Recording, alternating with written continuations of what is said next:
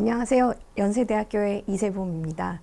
저는 오늘 후쿠자와 유키치의 학문의 권장이라는 책에 대해서 소개를 드릴 텐데요. 후쿠자와 유키치라고 하면은 한국에서도 꽤 유명한 인물이지만 사실 학문의 권장이라는 제목의 글을 그렇게 읽어볼 기회가 일반적으로 많지는 않을 것 같습니다. 그래서 그 학문의 권장을 오늘 어떻게 하면 조금 더 재미있게 읽을 수 있을까? 조금 더 사전 지식을 갖고 어떻게 하면은 더 유익한 독서를 할 수 있을까? 이런 것에 대해서 조금 고민을 해보면서 오늘 이 영상을 준비했습니다. 후쿠자와 유키치의 학문의 권장이라는 책, 일본어로는 가쿠몬 노 스스메라는 책은 1872년에 초편이 출판되고 이후에 76년까지 나온 17편의 글을 모아서 합본으로 만들어진 작품입니다. 그래서 이게 그러니까 처음부터 한 권으로 만들어진 것이 아니라 17편의 글을 한 4년여에 걸쳐서 만들어진 글을 모아서 합본으로 만들어진 작품이죠. 그래서 저자인 후쿠자와 유키치는 굉장히 많은 저작들을 남겼고 그리고 나름대로 다 영향력이 있는 그런 책들을 많이 냈지만 이 저자의 수많은 저작들 중에서도 대중적으로 이 책이 가장 유명하고 또 가장 널리 읽힌 작품으로 꼽힙니다.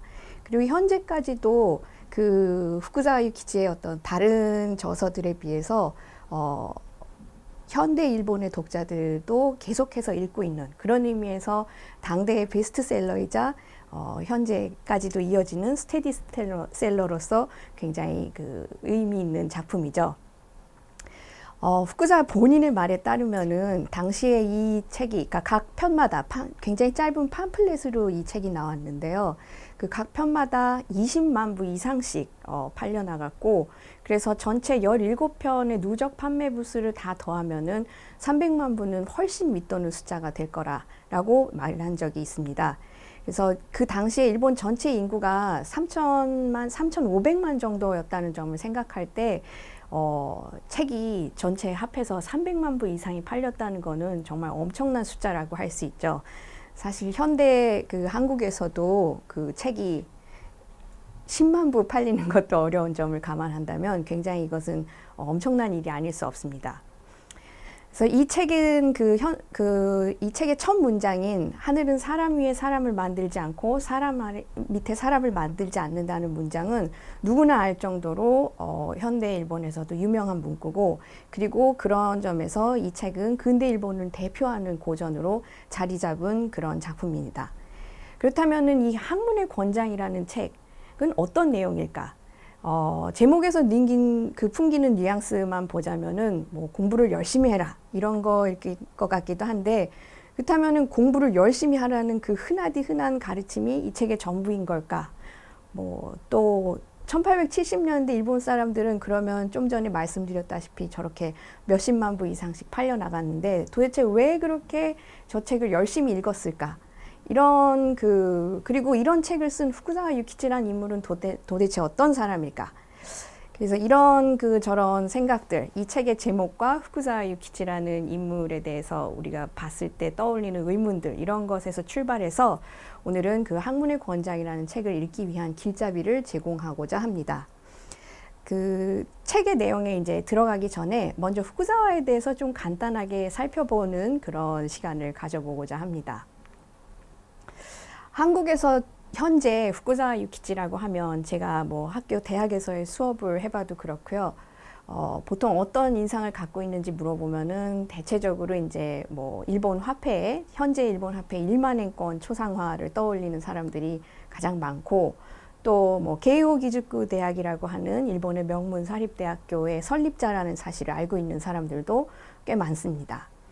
근데 역사 공부를 좀 한 사람들이라면은 후쿠자와 유키치라는 인물이 타라론이라는 글을 써서 뭔가 조선 1880년대에 조선 중국과의 관계를 끊고 뭔가 유럽 관계에 더 신경을 써야 된다. 그래서 타라 입구를 해야 된다. 이런 주장을 펼치면서 아시아 멸시관이라는 걸 제시한 인물. 이런 식으로 또 이미지를 갖고 있는 분들도 꽤 많이 있습니다. 물론 일본사에 대해서 더 많은 관심을 갖고 있는 분이라면 이 사람이 메이지 초기 일본의 문명 개화론자로서 뭐 계몽주의자로서 상당히 이름을 떨쳤다, 이런 사실을 알고 있는 분들도 있을 수 있겠네요. 그래서 이런 특징들, 제가 지금 말씀드린 뭐 한 4가지 정도의 특징들이라는 거는 후쿠자와가 갖고 있는 특징의 여러 측면들 중에 이제 한 측면들씩을 설명하는 그런 디스크립션이라고 얘기할 수 있을 것 같습니다. 특히 한국에서는 그 타라론의 저자로서의 이미지가 굉장히 강한데, 제가 생각하기에는 이런 인간이 누구나 복합적인 측면을 갖고 있듯이 역시 후쿠자라는 인물도 복합적인 측면을 갖고 있는 것이고, 또 그렇기 때문에 그 누구라도 어떤 한 단면만을 보고 그 사람을 규정 지을 수 없듯이 후쿠자라는 인물에 대해서도 그런 어떤 하나의 특징만으로 규정 짓고 거기에 대해서 평가를 내리는 거는 좀 문제가 있지 않을까. 좀 그거는 좀 후쿠자와에게 있어서 불공평한 일이 아닐까라는 생각을 조금 해봅니다. 그래서 오늘은 좀 그런 면이 아닌 다른 면들에 대해서 좀 더 포괄적으로 그의 일관된 사상적인 특징, 이런 것들에 대해서 알아보도록 함으로써 조금 다른 그 후쿠자와의 그 특징들, 특성, 측면이라는 것을 살펴보고자 합니다. 후쿠자와 유키지는 1835년에 태어나서 1901년에 사망을 한 인물로 그 20세기까지도 살았던 인물이죠. 이 사람에 대해서 물론 많은 얘기를 할 수 있지만 가장 큰 이 사람의 그 원동력, 이 사람이 그런 평생 동안 그런 지적 호기심을 계속해서 추구하고 그러면서 나라에 대한 걱정, 세계에 대한 걱정을 했던 그런 그 뿌리에는 어떤 자기가 원래 태어났던 도쿠가와 시대의 일본의 그 문벌 사회에 대한 뿌리 깊은 불만에서부터 출발했다는 점을 꼽을 수 있습니다. 그래서 후쿠자와 유키지의 그 유명한, 후쿠자와 유키지는 정말 많은 그 말들을, 유명한 문구들을 많이 그 창출해 냈는데, 그 문벌이야말로 자기 부모의 원수다라고 얘기를 하면서 그 문벌 사회 속에서 자기와 그런 자기가 태어났던 그 부모가 태어났던 그 신분이라는 것에 대한 불만, 그리고 그것이 얼마나 불공평한 것인가에 대해서 얘기한 적이 있는 그 말이 굉장히 유명한데, 그래서 그 후쿠자와 유키치 하면은 그 이미지를 제일 먼저 꼽을 수가 있고, 또 다른 특징들도 많이 있지만 어쨌든 그 제일 유명한 걸로는 역시 메이지 유신 이후에 본격적인 서양식 근대화라는 거를 일본이 추구하던 시절에 그 일본 사회에서 문명 개화라는 그 논리, 그리고 그 유행 현상의 어떤 선두격을 달렸던 인물이다라고 얘기를 할 수가 있습니다. 유명한 책들 많죠. 서양 사정이라든지, 이거는 메이지 유신 이전에부터 나온 책이었고, 학문의 권장, 오늘 하는 학문의 권장, 그리고 같은 시기에 문명론의 계략이라는 그 후쿠자와 유키지의 문명론의 어떤 정수를 쓴 작품도 있고, 또 한국어로도 후쿠자와의 자서전이, 후쿠자와 유키지 자서전이라는 그 자서전도 번역이 되어 나와 있는데, 이런 책들이 일반적으로 그래도 가장 유명한 책들이라고 얘기를 할 수 있습니다. 그 후쿠자와 유키지가 에 대해서 그래서 알고 싶으면은 저는 이 후쿠자와 유키지의 자서전을 읽어보는 거를 보통 많이 추천을 하는데요. 보통 그 자서전들이라는 것이 생각보다 재미없는 경우도 있지만, 후쿠자와 유키지의 자서전이라는 거는 대단히 그 흥미로운 내용을 많이 갖고 있고, 그 후쿠자와라는 인물 자체도 굉장히 유머러스한 인물이라서 그 책을 읽는 게 일본의 근대, 그러니까 메이지 유신 전후로 한 시대의 일본사를 위해서도 대단히 유용한 자료임과 동시에 그 후쿠자와 유키지라는 인물에 대해서 이해하는 데에도 아주 큰 도움이 됩니다. 그래서 오늘은 그의 지금 삶에 대해서 전체를 우리가 조망하는 것이 아니기 때문에 아주 기본적인 사항, 그러니까 학문의 권장이 나오는 그 1872년여 정도까지의 삶, 그러니까 1835년에서 1872년 사이에 그의 인생에서의 중요한 경험들, 이런 것들에 대해서 간단하게만 짚어보자면, 후쿠자와는 그 1835년에 오사카에서 하급 무사의 아들로 태어납니다. 그래서 아버지가 일찍 돌아가시는 바람에 그 남은 가족들은 원래 그 소속이었던 큐슈 북부에 있는 나카츠로 돌아와서 그곳에서 성장을 하는데요. 그러니까 오사카에 비해서는 엄청나게 시골로 다시 돌아간 거죠. 그래서 그곳에서 홀어머니 밑에서 이제 자랐는데 그 가난했지만 굉장히 자긍심을 잃지 않는 그런 소년이었던 것 같습니다. 그래서 그는 그 1854년에 이제 20살 나이에 나가사키에 가서 난학을 공부하게 됩니다. 난학이라는 거는 네덜란드 학문이라는 뜻으로 도쿠가와 일본에서는 그 18세기부터 굉장히 본격적으로 그 네덜란드어를 공부하고 네덜란드 의학, 그러니까 과학 지식을 위주로 해서 네덜란드 학문이 발전을 하게 되는데 이 난학 공부를 그 후쿠자와는 나가사키에 가서 이제 시작을 하게 됩니다. 그래서 네덜란드어를 처음에 배웠지만 고 1850년대 중반을 전후로 해서 그 개항을 하게 되면서 일본에 그 많은 서양 세력들이 들어왔는데 직접 그런 항구에 가보니까 요코하마에 갔는데 가보니까 자기가 배운 네덜란드어가 통하지 않는다는 사실을 깨닫게 됩니다. 그래서 그날로 돌아와서 바로 영어 공부를 시작하는 그런 엄청난 일을 하는데요. 그래서 영어를 배워서 1860년에는 그 최초로 일본의 그 도쿠가와 정부에서 미국으로 그 사절단을 보내는 그 사절단에 참여를 해서 미국에 갈 기회를 얻습니다. 그래서 후쿠자와는 그 이후에 그러니까 1860년 그리고 1862년 그리고 67년 이렇게 세 번 미국과 유럽에 가는 경험을 하는데요.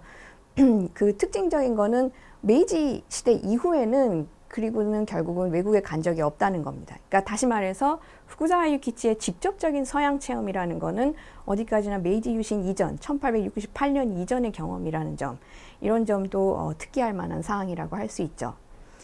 그래서 이러한 그 서양을 직접 견문하고 서양의 학문을 직접 공부하면서 느낀 그 서양에 대한 정보를 일본에 알려야겠다. 서양에 대한 지식을 좀 더 많은 사람에게 알려야겠다. 그러니까 그 이전까지는 양학, 난학을 공부하는 전문가들 사이에서만 통용되던 그런 이야기들을 후쿠자와는 좀 더 일반적인 사람들, 일반적인 그 독자들을 상정하고 글을 쓰기 시작해서 1866년부터 유명한 그 서양사정이라는 책을 간행합니다. 그래서 이게 서양에 대한 지식을 보급하는 데 결정적인 역할을 하는데요. 이후에 여러 서양 소개서를 집필했고 또 이런 그 후쿠자와의 저작물들을 후쿠자와 본, 뭐 후쿠자와 물 이런 식으로 소개를 이렇게 많이 불리는데 이런 책들이, 그러니까 후쿠자와 본이라고 불리는 이런 책들이 서양을 모델로 한 그 문명개화로의 그 궤도에 커다란 역할을 했다고 평가됩니다. 그래서 학문의 권장이라는 책, 오늘 우리가 다룰 그 학문의 권장이라는 책도 이런 그 서양 소개서의 연장선상에 있기는 하지만 그때까지의 책들이라는 것이 주로 서양 서작들의 이제 발췌라든지 거기서 정보를 이렇게 발췌해서 모아서 그걸 번역한다든지 거기에 조금씩 자기의 생각을 덧붙이는 정도로 하는 그런 정도에 지나지 않았다면은 학문의 권장에 이르러서는 굉장히 자기의 주장이 뚜렷하게 드러나는 사상서로서의 모습을 보이게 됩니다. 그래서 그런 그 특징을 갖고 있다라는 거를 이제 말씀드리고 이제 학문의 권장에 직접 들어가 보도록 하겠습니다. 아까 앞서도 말씀드렸지만 학문의 권장 하면은 아마 현대 일본에서도 이 첫 문장, 책의 맨 첫 문장에 있는 하늘은 사람 위에 사람을 만들지 않고 사람 아래에 사람을 만들지 않는다라는 그 유명한 문구를 다들 알고 있을 겁니다. 그래서 이 유명한 문구로 시작하는 이 책은 후쿠자와 유키치의 어떤 새로운 그 시대에 대한 그런 포부, 어떤 새로운 시대의 시작을 알리는 작품이라고 평가를 할 수가 있습니다. 그 새로운 시대란 게 그럼 뭐냐? 그러니까 메이지 유신이라는 것이 무엇인가에 대해서 사실은 이 얘기를 하기 위해서는 굉장히 많은 설명을 해야 되지만 아주 핵심적인 부분, 그러니까 이 책에서 얘기하는 이 책에서 말하고 전달하고자 하는 그 새로운 시대라는 것의 그 특징은 세습 신분제 사회에서 벗어나서 사민 평등의 시대가 열렸다는 점, 거기에 집중된다고 볼 수 있을 것 같습니다. 그러니까 그 도쿠가와 일본 사회라는 거는 어디까지나 이 모든 그 신분이, 그러니까 무사와 그 조닌이라고 불리는 상인 계층, 그리고 샤쿠쇼라고 불리는 뭐 주로 농민 계층, 이렇게 크게 세 신분으로 나뉘고, 그 신분 안에서도 각자가 맡은 직분이라는 게 계속해서 세습되는 그런 그 특징을 가진 사회였기 때문에, 뭐 여기까지만 들으셔도 확실히 알 수 있으실 거라고 생각되지만, 굉장히 폐쇄적이고 경직된 그 세습 신분제 사회였습니다. 물론 중국이나 조선 같은 곳도 뭐 정근대 사회에서 그 신분제 사회였고, 신분 간 계층 이동 이런 것들이 굉장히 어려웠다고는 하지만, 큰 특징으로는 그 조선이나 중국에서는 어디까지나 그 과거라는 제도를 통해서 그 실질적으로 그 과거 시험을 누가 응시할 수 있고 붙을 수 있느냐 이런 거에 대한 조건은 뭐 그 현실적으로 차이가 있긴 하지만, 그 과거라는 제도라든지 이런 것들을 통해서 어느 정도, 특히 지배층에서는 그 출세 수단이라는 게 자기 능력에 따라서, 자기 노력에 따라서 이루어질 수 있는 길이 열려 있었던 반면에, 일본의 경우는 그런 것이 없이 그 무사라는 지배층 안에서도 모든 직분이 다 세습이 되는, 기본적으로 세습이 되기 때문에 후쿠자와 같이 아무리 똑똑하고 본인이 능력이 있고 하고 싶은 것이 있더라도 하급 무사로 태어난 이상 평생 동안 그 올라갈 수 있는 그 이 한계라는 것이 굉장히 명백한 그런 사회였던 거죠. 그러니까 후쿠자와 같은 인물에게 있어서는 정말 도쿠가와 일본이야말로 너무나 답답하고 너무나 그 자기를 속박하는 그런 그 나쁜 사회였다고 이제 생각을 하는 게 이제 후쿠자와의 기본 발상인데, 어쨌든 이런 그 사회가 붕괴되면서 메이지 유신 정부, 메이지 정부라는 거는 3인 평등을 내걸고 시작합니다. 그래서 더 이상 그런 신분에 따라서, 그러니까 신분이 완전히 세습되는 그런 사회라는 것이 막을 내리게 된 거죠. 그래서 이런 그 국내적인 맥락, 그러니까 세습 신분제 사회에서 벗어나서 3인 평등의 시대로 간다라는 그 국내적 맥락이랑, 그 이제 그런 국내적 맥락에서 오는 그런 해방감의 선언, 이런 것이기도 하고, 또 한편으로는 이 책의 배후에 있는 굉장히 중요한 그 상황이라는 거는, 이 서양 국가들과 주권 국가로서 대등하게 관계 맺기를 시작했지만 언제 열강에 의해서 지배를 당할지 모르게 된다는 그런 위기적 상황이라는 그 대외적 맥락이라는 것도 이 그 문구, 뭐 이 책 전체의 배경에 있습니다. 그래서 그 서양 국가들과의 대등한 주권 국가로서의 그 지위를 확보하기 위해서 이 당시 지상 과제로 여겨졌던 것이 바로 그 문명국 되기입니다.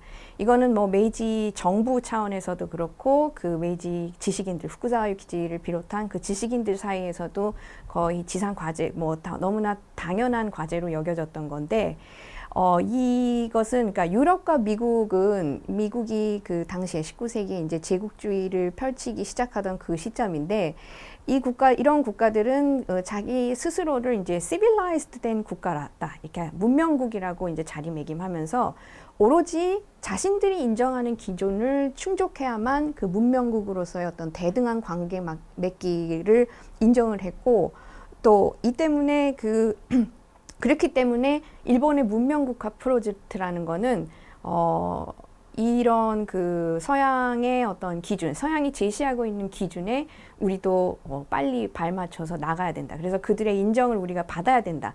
이런 식으로 나가게 됐습니다. 그래서 문명국 되기, 뭐 이런 문제는 다들 뭐 많이 들어보셨으리라고 생각이 되지만, 흔히 이 시기에 그런 어떤 문명국 되기라는 것이 부국강병을 위주로 많이 설명이 됩니다. 실질적으로 물론 서양 열강이라는 게 그 강력한 군대와 막대한 이제 부를 그 발판 삼아서 이제 식민지 개척이라든지 이런 걸 하게 되는 거기 때문에.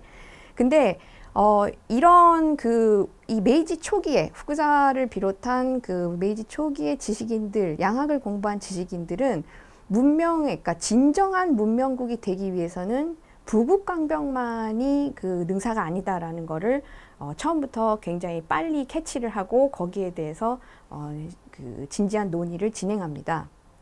그러니까 그 군사나 경제적 부보다는 더욱 근본적인 변혁이 있어야만 그 문명국이 가능하다고 생각했기 때문이죠. 그래서 그런 그 근본적인 개혁이라는 것의 내용이 뭔가 하면은 그 나라를 구성하는, 그러니까 국가라는 것을 구성하는 사람들 개개인의 정신, 삶의 방식의 변혁이 그 필요하다라는 것입니다. 그래서 이러한 맥락에서 탄생한 게 바로 이 학문의 권장이라고 얘기할 수 있고, 여기서 후쿠자와는 그런 이 지금 시대적 어떤 필요성에 응해서 새로운 시대의 사람들이 어떻게 삶에 임해야 할지에 대해서 굉장히 포괄적으로 사실은 여러 가지 문제들에서 논의를 하고 있습니다. 그래서 이 전국의 인심을 근저에서부터 전복시켜서 머나먼 동양의 하나의 새로운 문명국을 세우기 위한 그런 그 열정, 이건 본인이 한 얘기, 후쿠자와 본인이 한 얘기인데요. 이런 열정에 불타든 후쿠자와는 그때까지의 일본인들의 인심을 전복시키기 위해서 낡은 신념을 그 전복시키는 것이 중요하다고 생각했고, 그래서 새로운 사상적 지렛대라고 할까요? 이런 것이 필요하다고 얘기합니다. 그래서 그렇게 해서 등장하는 것이 이 책에서 맨 그 첫 부분에서도 나왔듯이 그 하늘의 관념, 천의 도리, 천리라고 얘기되는 그런 그 어휘들로 구성되는 소위 그 천부인권적 사상입니다. 이 하늘은 사람 위에 사람을 만들지 않고 사람 아래에 사람을 만들지 않는다고 하는 명제라는 거는 이제 이런 맥락에서 등장한 건데, 천리인도라는, 그러니까 그 하늘의 도리와 그 사람의 도리, 이 천리인도라는 굉장히 그 보편적인 도리에 따라서 국제관계에서부터 국내까지를 관통하는 정치의 원리론으로 후쿠자와가 이걸 제시하고, 이제 여기에 따라서 이 학문의 권장 내용도, 그러니까 여기에 기반해서 학문의 권장의 내용도 진행이 됩니다. 천부인권론이라고 하면은 뭐 보통 프랑스 혁명 그 이후에라든지 그 어떤 근대 서양 유럽의 정치 사상 이런 곳에서 많이 다 들어보신 적이 있으리라고 생각하는데, 이 천부인권론이란 게 그때까지의, 그러니까 1870년대까지의 어떤 일본 사회는 없었던 새로운 사상이었습니다. 그러니까 하늘이 낳은 모든 인간은 동등하게 지성과 양심, 뭐 정령과 욕망의 주체로 태어나고, 또 주어진 것을 통해서 그렇게 주어진 것을 통해서 행복을 실현하는 것이 하늘이 인간에게 분유한 권리인 것으로, 이건 국가의 법이나 사람 사이의 빈부나 강약의 차이라는 사실을 초월해서 보편적으로 모든 인간에게 적용된다는 그런 논리 구조를 갖고 있습니다. 그래서 여기서 국가라는 거는 개개인이 자기의 그 천부인권을 지키고 행복을 실현하기 위해 모여서 만든 걸로, 개인의 천부인권이 국가보다 우선되어야 하는 목적이며 국가는 이를 위한 수단이라는 것이 기본 발상입니다. 그러니까 일종의 자연법 논리고 그러니까 물론 근대 서양의 정치 사상의 영향을 농후하게 받은 것이죠. 근데 여기서 우리가 깊이 들어갈 수는 없지만 그러니까 여기에는 오로지 서양의 영향만이 있었던 것은 아니고, 그러니까 후쿠자와 유키치를 비롯한 메이지 초기에, 그러니까 당시의 지식인들이 이거를 자기의 논리로서 받아들일 수 있었던 데에는 사실 그들이 기본적으로 갖고 있던 유학적 교양의 베이스라는 것이 굉장히 중요하고, 이것이 있었기 때문에 서양의 그 정치 사상을 접했을 때도 위화감 없이 받아들일 수 있었다라고 얘기할 수 있습니다. 그러니까 양학을 공부한 사람들이라도 기본적으로 이 시기의 사람들, 그 도쿠가와 말기에 태어나서 메이지 초기에 활약했던 그런 지식인들의 경우는 대부분 그 유학을 베이스로 먼저 공부를 하고 그 이후에 양학을 공부한 사람들이기 때문에 기본적인 그 사고의 틀이 굉장히 그 유학에서 상식으로 삼고 있는 바에 입각해 있는 것이 많습니다. 그래서 이런 점들도 간과해서는 안 된다는 것. 그러니까 단순히 이 시기, 메이지 초기의 그 양학자라고 불리는 사람들이 그냥 무작정 서양을 쫓아가는 것이 중요하다라고만 얘기한 것이 아니라 굉장히 그 기본적인 본인들이 갖고 있던 가치관에 입각해서 취사 선택을 했고 선별을 했다라는 점, 이런 점에도 유의를 할 필요가 있다고 생각이 됩니다. 그래서 다시금 이제 세습 신분제 얘기에서 이 새로운 시대에 대한 얘기로 좀 다시 돌아가자면, 그러니까 무사가 이렇게 지배하고 그런 어떤 철저한 신분제를 통해서 사람들이 살고 있던 그 굉장히 익숙했던 도쿠가와 시대가 이제 막을 내린 거잖아요. 그래서 많은 사람들이 뭔가 세습 신분제, 그러니까 기존의 어떤 자기들을 억압하고 억누르고 있던 이 시대가 끝났다는 거에서 굉장히 해방감을 느끼면서도 또 한편으로는 달라진 세상이 정확하게 어떻게 달라진 거고 또 앞으로 어떻게 해야 되는지를 알 수 없는 사람들이 굉장히 많았고 그래서 불안을 느끼는 사람들이 굉장히 많았습니다. 후쿠자와의 이 학문의 권장이라는 그 책이 등장한 게 바로 요 때인 거죠. 그러니까 그러한 타이밍에 하늘의 도리에 기초해서 모든 개인이 자유, 독립의 존재이고 또 상호 동등하다는 것을 확인하는 하면서 또 국가 간의 관계까지도 그 널리 그 살펴보는 그런 주장을 한 것이라고 이제 얘기할 수 있겠죠. 그래서 이런 식의 논리, 그러니까 결국은 그 자신, 개개인의 어떤 자유, 독립, 그러니까 독립된 주체로서의 개인, 이런 것에서부터 시작해서, 그래서 개인 간의 관계에 대한 사회의 논리부터 시작해서 이 책은 궁극적으로는 국가 간의 관계가 이 개인 간의 관계와도 결국은 똑같다라는 점을 그 얘기하는 대로 이어지게 됩니다. 그래서 이 논리가 바로 일신 독립하여 일국 독립한다라는 주장이라고 말씀드릴 수 있을 것 같습니다. 이 책은 17편으로 아까도 이제 말씀드렸다시피 이루어져 있지만 특히 오늘 여기서는 요 일신 독립에서 일국 독립으로 이어지는 요 주장에 대해서 좀 주목을 해볼까 하는데요. 특히 6편과 7편에서 집중적으로 다뤄지고 있는 게 요 내용입니다. 그래서 조금 6편과 7편에 나온 얘기를 제가 좀 읽어보자면 뭐 이런 얘기들을 후쿠자와는 합니다. 정부는 국민의 대리인이므로 국민의 의견에 따라 일을 처리해야 된다. 정부의 직분은 죄를 지은 사람을 잡아들여 벌을 주고 죄 없는 사람을 보호하는 데 있다. 정부는 국민의 대표로서 일을 맡아 처리해 나갈 권한을 가지는 것이거니와 정부가 하는 일은 곧 국민이 하는 일이기 때문에 국민은 반드시 정부의 법에 따라야만 한다. 이것 또한 국민과 정부의 약속이다. 그러므로 국민이 정부를 따르는 것은 정부가 만든 법을 지키는 것이 아니라 자기 자신이 만든 법을 지키는 것과 다름없다. 뭐 또 7편에서는 그런 얘기도 합니다. 대개 국민 한 사람에게는 두 가지 역할이 있다. 하나는 정부 밑에 속한 국민으로서의 입장이다. 곧 손님에 해당하는 것이다. 또 하나는 인민 전원의 합의에 의해 하나의 국가라는 이름의 회사를 만들어 그 회사의 법을 만들고 시행하는 입장이다. 곧 주인에 해당하는 것이다.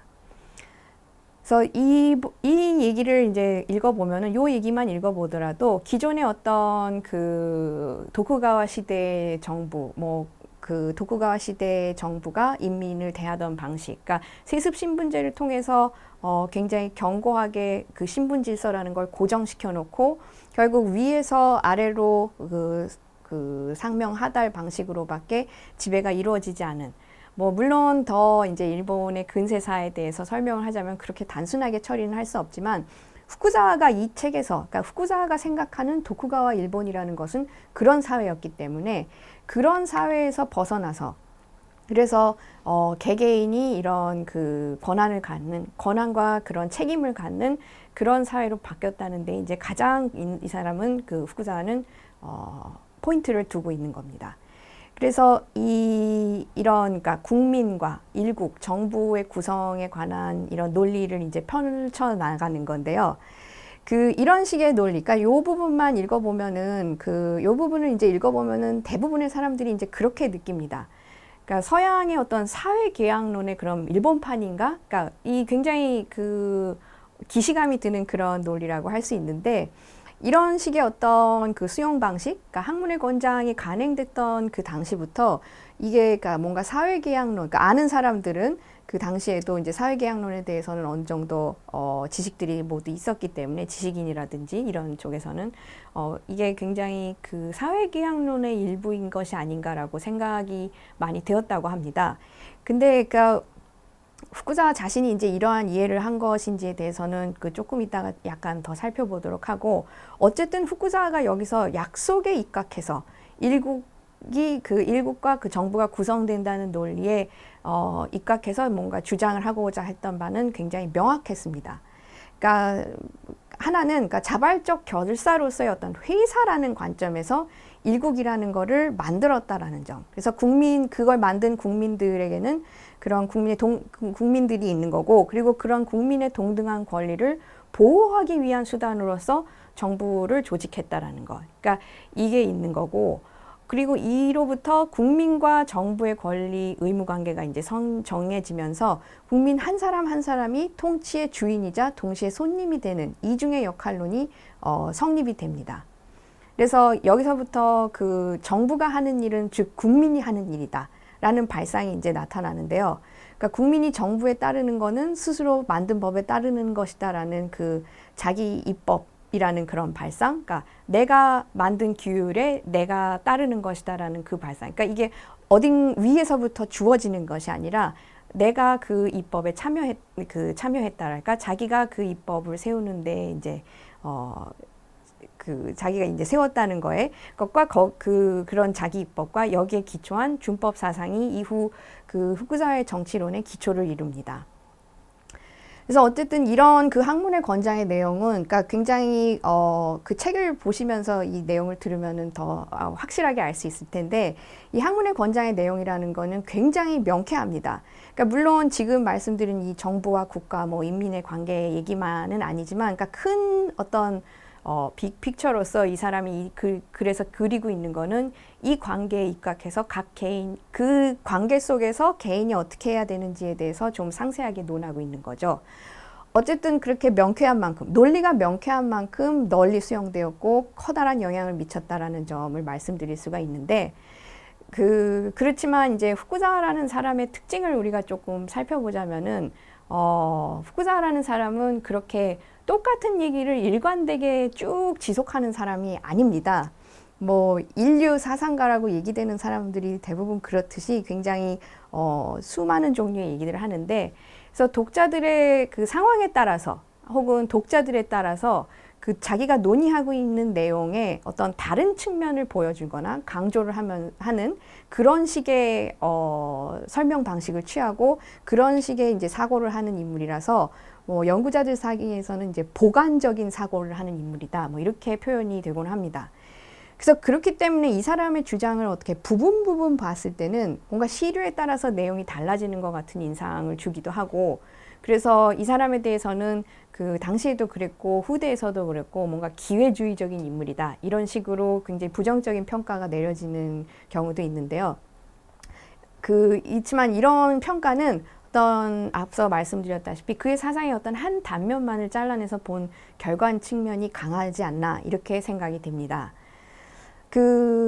어쨌든 그래서 잠시 다시 좀 전의 내용에, 그러니까 후쿠자와의 그 주장이 그런 사회계약론적 주장인가. 그러니까 그리고 결국 여기서 문제가 되는 거는 사회계약론적 주장이라는 것 자체라기보다도 이 사람이 이런 식의 얘기를 했기 때문에 굉장히 민주주의의 옹호자이고 뭔가 민주정을 추구하고 있는 그런 얘기를 한 거 아닌가라고 사람들이 이해를 했기 때문에 나중에 후쿠자와가 이것과 좀 뭔가 이질적인 얘기를 하게 됐을 때, 이것과 이제 다른 좀 논조의 얘기를 하게 됐을 때 후쿠자와에게는 그 사상적 일관성이 없다, 이런 평가를 많이 내리게 되는데, 다시 조금 설명을 하자면은 이 사람이 여기서 조금 전에 이제 보여드린 그 인용문에서 얘기하고 있는, 그러니까 국민을 주인으로 보고 뭐 정부를 지배인으로 상정한다든지 이런 거는 물론 굉장히 인민주권이라든지 민주정을 굉장히 강렬하게 염두에 두고 발언한 것 같은 표현이라고 볼 수도 있습니다.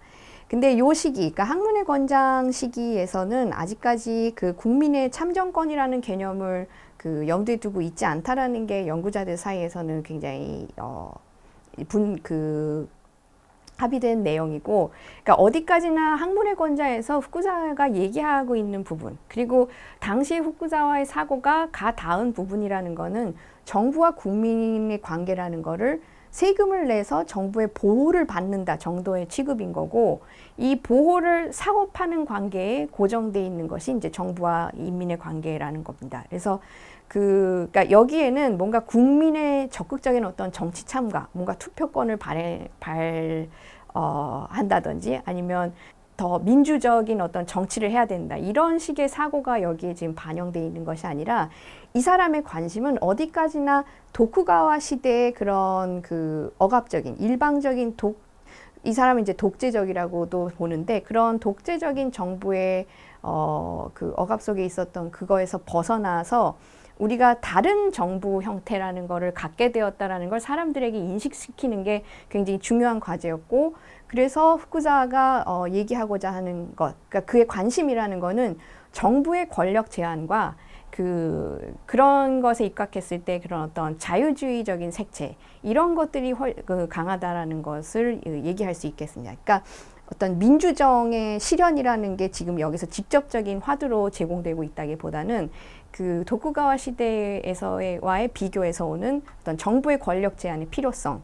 그래서 그리고 그 정부의 어떤 억압에서부터 개개인의 자유와 권리를 어떻게 보호할 것인가 이 문제에 치중을 하고 있는 거기 때문에 앞서 말한 것과 같은 그런 어떤 사회계약론적인 그 맥락에서 나오는 민주정을 옹호하다가 이 사람이 나중에 가서 뭐 변절했다 이런 식으로 보는 거는 조금 무리가 있지 않나 이렇게 생각이 됩니다. 그러니까 어디까지나 정부로부터의 개인의 자유와 권리가 지켜져야 된다는 데 방점이 있는 거죠. 그래서 뭐 우리가 또 자유주의에 대해서 이렇게 되면 얘기를 해봐야 되는 거긴 하지만 뭐 자세히 들어가지는 않겠고 후쿠자와의 경우는 그 영향을 굉장히 깊게 받은 몇몇 그 19세기, 18세기, 19세기의 서양의 그 사상가들이 있는데 특히 그 19세기 서구 자유주의적 사상의 색채를 굉장히 강하게 갖고 있는 뭐 존 스튜어트 밀이라든지 프랑스와 기조라든지 뭐 버클 이런 사람들의 영향을 많이 받았습니다. 그래서 뭐 서구 정치 사상에서 또 자유주의란 뭔가 이렇게 했을 때 굉장히 뭐 얘기할 거리가 많지만 기본적으로는 그러니까 권력이 개인에게 영향을 끼치는 범위를 굉장히 명확하게 한정하고 권력의 남용이나 침해로부터 개인의 자유 영역을 철저하게 지키고자 하는 사상 및 뭐 운동 이런 정도로 정리를 할 수 있을 것 같은데, 그러니까 그 후쿠자와가 굉장히 그 서양의 여러 정치 체제라든지 정치 사상을 보면서 굉장히 감탄한 점은 서양에서는 사람들이 개인으로 존재한다라는 점이었어요. 그러니까 우리는 뭐 오늘날 뭐 개인의 자유, 개인이라는 얘기를 뭐 너무 아무 문제 없이 쓰고 있지만 처음에 individual이라는 그 영어 단어를 접했을 때 이 동아시아권의 국가들의 그 문화권에서는 이 말을 번역할 수 있는 그 번역어로서 적당한 어휘가 없었습니다. 그러니까 그건 결국 뭘 말하는 거냐면은 individual이라는 개념이 없었던 거죠. 그래서 그 인디비주얼이라는 개념을 이해하는데 상당히 이제 메이지 초기에 그 지식인들이 좀 시간이 걸렸는데 겨우 뭐 이 명민한 후쿠자와는 이 개인의 개념이라는 거를 굉장히 빨리 그 파악을 하고 이거를 자기 나름대로의 언어로 소화해서 정립을 시켰습니다. 그래서 기존의 도쿠가와 사회에서 인간이 개인일 수 없었다라는 점을 깨닫는 거죠. 그러니까 어디에도 그 속박받지 않고 누구와의 관계 속에서도 아닌 어떤 원자로서의 인간, 원자로서의 개인, 그러니까 뭐 영어로 뭐 unencumbered self라는 말을 쓰는데 이런 그 개인일 수 없었다라는 것에서 굉장히 큰 뭐 감명을 받고 여기서부터 시작해서 그 결국 서구의 문명 국가라고 얘기되는 나라들 에서는 이런 개인에서 출발해서 사회를 이루고 국가를 이루고 그리고 정부가 운영된다라는 점을 알게 되는 거죠. 그래서 이런 것에 대한 깨달음, 그래서 원래 후쿠자와가 갖고 있던 그런 문벌 사회에 대한 저항감, 불만과 당시에 이런 서양의 자유주의 사상이 맞물리면서 이 사람의 사상에서도 굉장히 그 소위 자유주의적 성향이라는 게 강하게 드러난다라고 얘기를 할 수가 있습니다. 근데 어쨌든 이런 식의 그 후쿠자와 본인은 그 여러 가지 이제 깨달음, 서양의 학문을 공부하고 또 서양에 직접 갔다 오면서 깨달음을 얻었지만, 결국 메이지 유신 직후에, 그러니까 나라의 어떤 그 도쿠가와 정권은 무너졌고 메이지 정부가 들어서면서 뭔가 새로운 것을 시작한다고 내걸고는 있지만 문제는 정부 차원에서 그런 얘기를 한다는 게 결코 나라 전체가, 그러니까 국가 공동체 전체가 그 근본적인 발본적인 변혁을 했다라는 것과는 같은 의미가 아니라는 걸 깨닫죠. 그래서 그 후쿠자와가 메이지 유신 직후에 일본에서 직면한 현실이라는 거는 아직까지 국가라는 공동체를 구성하고 있는 것이 인민 개개인이라는 사실을 깨닫지 못한 대다수의 사람들로 이루어졌다는 사실이었습니다. 그래서 그에게 있어서는 귀천 상하의 구별 없이 나라를 자신의 일로 받아들여야 하는 능동적 주체로서의 국민이 필요한 시점이었는데요. 이 1870년대 초반 중반이. 근데 인민에게는 아직 그런 그가 바라는 그런 문명의 정신이라는 게 없어 보였습니다. 그래서 그런 그 맥락 속에서 지금 이 학문의 권장에서 얘기되고 있는 내용들이 나오는 것이고요. 그렇지만 그래서 그런 내용들이 그 학문의 권장에서 쭉 설명이 되고 뭐 교육의 차원이라든지 그 정부에 대해서 어떻게 생각할 건지 혹은 인간관계에서 그러니까 그 사회에서 뭐 굳이 정치적인 얘기가 아니더라도 그 인간관계 속에서 사람들이 그 기존의 사회에서 가졌던, 그러니까 기존의 사회에서 억압받았고 항상 권위에 억눌려 있었기 때문에 비굴해질 수밖에 없었던 그런 사람들에게 이제는 그렇게 살지 않아도 되고 그렇게 살아서는 안 된다라는 걸 알려주기 위한 여러 가지 이제 내용들이 그 책에서 쭉 전개가 됩니다. 그래서 사실 학문의 권장이 그 1872년에서 76년이라는 굉장히 특정한 시기에 일본에서 나온 책이고 그렇기 때문에 시대적인 어떤 뭐랄까 특색, 맥락이라는 거를 강하게 인식해야만 이해할 수 있는 것 같이 느껴질 수도 있지만 직접 읽어보시면은 이 책이 굉장히 보편적인 호소력을 갖고 있다라는 걸 알 수 있을 거예요. 그러니까 이 책을 읽어보시면 우리가 일상생활에서 느끼는 어떤 인간관계에서 느끼는 그 문제 이런 것들에 대한 해답 그리고 어떻게 해야지 어떤 주체로서의 삶을 살 것인가 자기가 주인이 되는 삶은 어떻게 사는 것인가 이런 것들에 대한 문제가 굉장히 그 흥미로운 굉장히 그 경쾌한 필치로 흥미롭게 서술이 되어 있습니다. 근데 이런 이제 내용들이 쓰여 있고 또 학문의 권장 단계까지는 후쿠자와 유키치는 뭐 일단은 그러니까 개인과 정부의 관계 그리고 정부를 매개로 한 그 국가와의 관계 이런 것에 대한 어떤 기본적인 틀 그리고 그 틀을 이해하기 위한 어떤 기본적인 정보 지식을 얘기하는 데 굉장히 집중이 되어 있었다면은 이후에는 근데 이것만으로는 안 된다. 이렇게 굉장히 사실 이건 굉장히 막연한 얘기죠. 이게 전혀 이런 경험을 하지 못한 그러니까 서양의 어떤 국가관이라든지 어떤 그런 시민론 이런 것들을 접해보지 못한 기존에 전혀 다른 체제에서 살고 있었던 일본 사람들에게는 사실 이 얘기가 그렇게 정확하게 이해도 잘 안 될 수 있고 그리고 이걸로 변혁이 이렇게 빨리 될 수 있으리라는 빨리 되지 않을 거라는 이제 생각이 일어나면서 이후에는 조금 후쿠자와의 논의라는 것들이 좀 톤을 달리하면서 그러니까 다른 방향에서 이제 다시 이 문제에 접근을 하기 시작합니다. 그래서 이 후쿠자와 유키치는 그러니까 기존의 그 학문의 권장에서 설명했던 것이 사실상 지금 그렇게 뭐 속된 말로 얘기하면은 사람들에게 먹히지 않는다라는 사실. 그러니까 아직까지도 일본의 현실이라는 거는 그런 국가라는 공동체를 구성하고 있는 게 인민 개개인이라는 사실을 깨닫지 못하고 그런 사람들이 대다수이기 때문에 이 문제를 뭔가 개개인에 대해서 접근하고 개개인의 어떤 권리, 뭐 자유 이런 문제로 접근하는 것보다는 조금 더 빨리 와 닿을 수 있는 그런 문제로 그런 주제를 통해서 그 국민들을 어떤 의미에서 이제 계몽해야 된다 이런 생각을 하게 되었고 그래서 이후에는 뭐 이 학문의 권장 단계에서는 그렇게 강하게 드러나지 않았던 이 애국심이라는 코드를 굉장히 강하게 주장합니다. 그러니까 조국을 위해서는 소유물과 목숨을 던질 수 있는 보국심이 필요하다는 생각을 얘기하고요.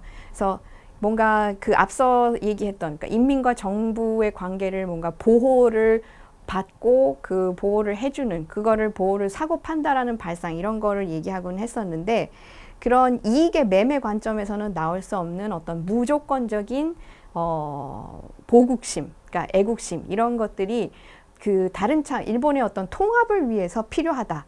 그러니까 일본의 통합을 위해서 국민들에게 굉장히 필요한 정신이다라는 생각을 하게 되고 어떻게 창출할 것인가. 그러니까 보국심이라든지 애국심이라는 거를 지닌 국민을 어떻게 창출할 것인가가 학문의 권장 이후의 고민에서 굉장히 두드러지게 나타나는 특징입니다. 근데 그러니까 계속해서 말씀드리지만 이게 반드시 이 사람의 어떤 사상이 그러니까 원래는 굉장히 천부인권론적 얘기를 하는 그 보편주의자의 입장이었는데 갑자기 내셔널리스트로 바뀌었다.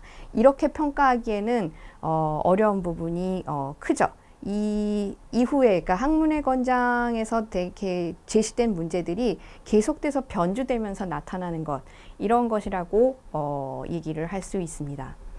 그래서 결국 학문의 권장에서의 고민이라는 거는 이러한 새로운 정치 체제로 바뀌긴 그러니까 시스템 자체가 바뀌긴 바뀌었는데 그 내부를 이제 구성하고 있는 그 인민들, 일본이라는 국가를 구성하는 국민으로서 개인이라는 그러니까 즉 개인이라는 존재로서 사람들이 어떻게 살아가야 하는가라는 문제를 다룬 것이고 그걸 다시 한번 정리를 하자면 그러니까 세습 신분제 사회에서 벗어나 그 삼인평등의 시대가 도래한 지금 누구나 노력에 의해서 학문에 의해서 자기가 원하는 바를 이룰 수 있게 되었다. 라는 점을 얘기하면서 이때 학문이라는 게 그저 글만 따라 읽는 것이어서는 안 된다.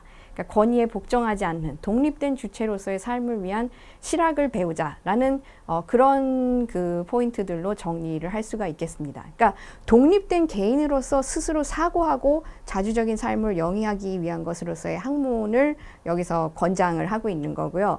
그래서 이거는 궁극적으로는 그런 문명이라는 이상 상태를 위한 노력이기도 합니다.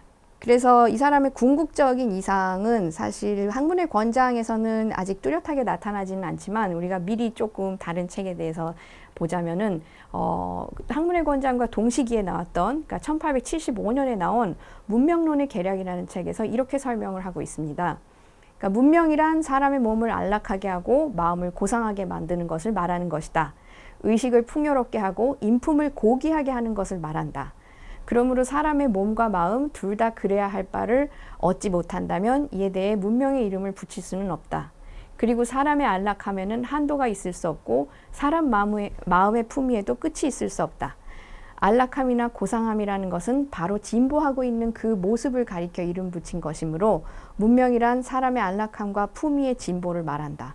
또한 사람의 안락함과 품위를 얻게 만드는 것이란 사람의 지덕이기 때문에 문명이란 결국 사람의 지덕의 진보라고 말할 수 있다. 라고 얘기하면서 고상함을 향해서 나아갈 것을 절대 기준으로 이제 설정을 하고 이를 위한 이제 노력을 얘기하고 있습니다. 그러니까 물론 국가와 뭐 정부, 인민의 관계 이런 것들은 굉장히 현실 정치적인 그 논리의 얘기인 것 같지만 궁극적으로는 후쿠자와 본인이 그 생각하고 있는 이런 그 뭐 정치 체제의 문제 이런 것들도 기초는 어디까지나 개인의 변혁, 개인의 어떤 발본적인 스스로를 바꾸고자 하는 태도. 그래서 그 바꾸고자 하는 태도는 물론 조금 전에 본 그런 품위의 진보, 어떤 지덕의 진보. 그러니까 핵심적으로는 이 지덕의 진보를 얘기할 수 있는데 이 지덕의 진보를 통한 개인의 진보 그리고 그래서 그런 의미에서 독립된 주체로서의 개인이 설정이 되고 거기서부터 사실 정치 체제라든지 국가 간의 관계라는 것도 다 바뀌어 나간다라는 거를 얘기하고 있는 거죠. 그래서 이렇게 후쿠자와가 굉장히 그 날카롭고 뭐 현실주의적이고 이런 허투루 막 이런 얘기를 그 꿈꾸는 소리 같은 걸 하지 않는 사람이라고 이제 일반적으로 많이 알려져 있지만 그리고 뭐 그런 사람이었는데 그래도 이 사람의 마음속에서 품고 있었던 어떤 이상적인 인간상에 대한 얘기를 한 부분들을 보면 뭐 그 덕은 예수 공자와 같고 그 지는 뉴턴과 같으며 체격은 역사와 같고 이건 이제 씨름 선수 같은 거죠. 그래서 수명은 팽조와 같은 사람. 팽조는 그 고대 중국에서 엄청나게 장수했던 인물인데 이런 사람을 지향하고 있다라는 거를 얘기를 본인이 합니다. 그래서 좋은 어떤 지향해야 할 것으로서의 선이라는 게 후쿠자와에게도 굉장히 명확하게 존재했고, 그러니까 19세기의 사람들이 지구상의 모든 19세기의 사람들은 거의 대부분의 19세기의 사람들이라는 거는 어떤 가치 절대주의에 입각한 사람들이기 때문에 아무리 그 냉철하고 이런 그게 보이는 사람들이라도 선이라는 것이 존재한다는 사실에 대해서 의문을 갖지 않죠. 그래서 후쿠자가 이런 얘기를 한 것, 이 뭐 예수, 공자, 뭐 뉴턴, 역사, 팽조 이런 거를 좋은 걸 다 갖다 대면서 어떤 이상적인 인간상을 제시하는 것도 굉장히 후쿠자가 19세기의 인물로서의 그 인물이라는 점을 보여주면서 또 한편 그에게 있어서의 선이라는 게 대단히 그 전통적인 가치관에서부터 그렇게 또 완전히 분리되어 있지 않다라는 점도 우리가 알 수 있습니다. 그렇지만 이런 식의 이제 문명에 대해서는 그래서 물론 제가 지금 여러 가지 층위에서의 문명이라는 걸 얘기했지만 한 가지 이제 얘기해야 될 것은 후쿠자는 결코 처음부터 끝까지 결코 서양이 문명의 상태에 지금 다다른 국가들이라고 생각을 하지 않았어요. 흔히 오해하는 게 뭐 후쿠자를 위시로 한 이 메이지 초기의 지식인들이 서구 국가들을, 그러니까 현재 그 당시 이제 현재 존재하고 있는 국가들이 어떤 문명국이라고 얘기하는 것에서 뭐 이 나라들이 문명국으로서의 모델이고 그리고 문명 상태에 이르렀다라고 생각했다고 오해하는 경우가 많은데 사람들이 그렇게 생각을 한 경우는 그렇게 사실 많지 않습니다. 그리고 후쿠자 같은 사람은 그런 식의 사고에서 가장 멀리 떨어져 있었죠. 후쿠자는 어디까지나 현재 뭐 최고의 문명국이라고 얘기되는 영국이나 뭐 미국 같은 나라들도 아직 이상 상태에 도달하려면 멀었다. 이렇게 생각을 합니다. 그래서 문명이라는 인류 보편의 공통 골이 있는 거고 목적이 있는 거, 목표치가 있는 거고 우리 모두 거기를 향해서 달려나가고 있고 노력을 하고 있는 거지만 어쩌다 보니 서구 국가들이라는 거에 훨씬 일본이나 혹은 동아시아의 다른 국가들보다 앞서 나가 있더라. 그래서 우리가 서양의 국가들을 보면서 모델로 삼고 거기에서 배워나가야 할 점은 굉장히 많지만 그렇다고 해서 저 서양의 국가들이라는 게 완벽하지는 않다라는 이 점을 굉장히 분명하게 견지하고 있는 것이 또 하나 후쿠자와의 사상의 특징이라고 얘기를 할 수 있습니다. 그래서 뭐 이러한 그러니까 문명에 대한 발상 그리고 앞에서 지금 언급한 그런 문명이라는 이상이라는 거는 일생을 통해서 일관되었고 물론 뭐 학문의 권장에서와 같이 이렇게 천부 인권론을 드러내는 그런 주장이라는 것이 이후에는 뚜렷하게 그 모습을 드러내지 않지만 하늘로부터 부여받은 어떤 모든 인간의 동등한 권리에 입각한 이 사람의 사상적 특성이라는 거는 유지된다라고 얘기할 수 있을 것 같습니다. 그렇지만 다만 그 이상의 실현을 위한 어떤 현실 조건이란을 냉철하게 파악하고 있었고, 그래서 조금 전에 말씀드렸다시피 그런 어떤 현재 서양 국가들이 실제로 문명 상태에 도달했다고 보지도 않았고, 그리고 또 이 사람이 그런 식의 어떤 이상이라는 건 존재하지만 현실이 아직 거기에 못 미친다라는 그런 냉철한 판단을 하고 있었기 때문에 거기에 도달하기 위해서 여러 가지 방법을 통해서 자기의 주장을 펼쳐나가는 그런 전략을 선택합니다. 그렇기 때문에 그 시기별로 언뜻 보기에 굉장히 다른 주장을 펼치고 있는 것처럼 보이는 경우가 많은데 그것을 그냥 따로따로 분리해서 한 부분만 띄어서 봐서 후쿠자와에 대해서 뭔가 일방적인 평가를 내리는 거는 결코 후쿠자와 전체에 대한 평가로서 뭐랄까 정당하다고 얘기하기는 좀 어렵지 않을까 이렇게 생각이 됩니다. 그리고 뭐 그래서 그런 관점에서 또 하나 얘기를 하자면은 결국 그렇기 때문에 후쿠자와는 자기가 살아있는 동안 뭔가 문명의 상태에 그런 자기가 궁극의 이상으로 삼는 그런 문명의 상태에 도달할 거라고는 생각하지 않았고, 그래서 자신이 살고 있는 시대에 현실적으로 할 수 있는 일에 그 핵심을 조국을 우선시하는 사고, 그러니까 어디까지는 뭐 전 세계 보편 인류를 향한 어떤 형제 이런 것이라 그런 막연한 것이라기보다는 일본이라는 나라의 문명국으로서의 어떤 그 발돋움, 그리고 일본이라는 나라가 다른 서양 열강들에게 그 지배를 받지 않기 위해서, 그렇기 위해서 그 독립을 유지하고 그 통합을 해야 되는 그 당위성이라는 것이 있어서 이를 위해서 뭘 해야 되나. 그래서 결국은 굉장히 후쿠자와의 큰 특징은 한편으로는 굉장히 보편주의적인 이상을 얘기하고 있지만 현실적으로는 거기에 지금 바로 닿을 수 없기 때문에 드러나는 어떤 내셔널리스트적인 성향이라는 것도 굉장히 강렬한 한 측면을 차지하고 있습니다. 그래서 근대 일본의 어떤 서양상을 규정지었다. 뭐 새로운 일본에 나아갈 방향성을 제시하고 어떤 개인의 차원에서 어떻게 해야 될지 이런 것들을 제시한 인물로서의 후쿠자와라는 거는 정말 그의 저작들이라는 거는 읽으면 읽을수록 굉장히 다면적이고 복합적이면서 복층적인 구조를 갖고 있어서 공부를 많이 해야 되고, 하지만 기본적으로 제가 말씀드리고 싶은 거는 이 사람의 주장에는 어떤 보편적인 호소력이 굉장히 강하게 내재되어 있고, 그런 호소력이 있기 때문에 오늘날의 일본에서 뿐만 아니라 사실 한국에서도 혹은 뭐 영어권에서도 굉장히 후쿠자와의 학문의 권장은 여러 나라의 언어로 번역이 됐습니다. 그래서 보편적인 어떤 호소력을 갖고 있는 그런 책이 아닌가 생각이 됩니다. 그래서 학문의 관장은 이러한 후쿠자와의 여러 가지 사상적 특징, 어떤 뭐 매력이라면 매력이랄까, 이런 거를 직접 확인해 보기 위한 첫 계단으로서 가장 적합한 책이 아닌가, 그렇게 생각을 하면서 오늘의 강의를 종료하겠습니다. 네, 감사합니다.